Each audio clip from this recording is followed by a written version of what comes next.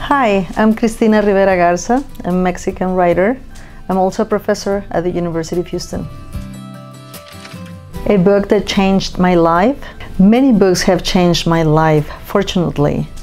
But when I was writing Liliana's Invincible Summer, when I was thinking of writing Liliana's Invincible Summer, I read a nonfiction book by Rachel Snyder, No Visible Bruises, What You Don't Know About Domestic Violence Can Kill You. And in that book, based on extensive research and interviews, Rachel Snyder was able to provide me with answers to questions I had been so afraid to pose.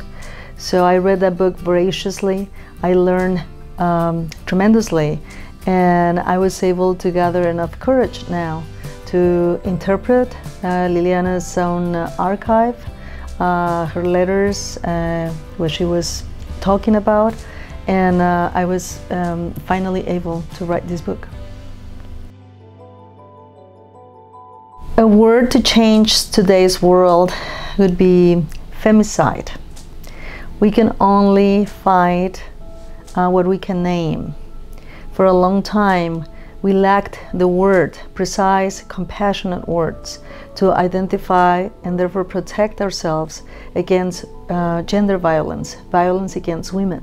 This is a word that was used first around the 1960s, 70s, and people in Mexico, in the Spanish-speaking world, concerned about the increasing numbers of killings of women, began using it both in private and public settings to describe in detail the increasing violence against women.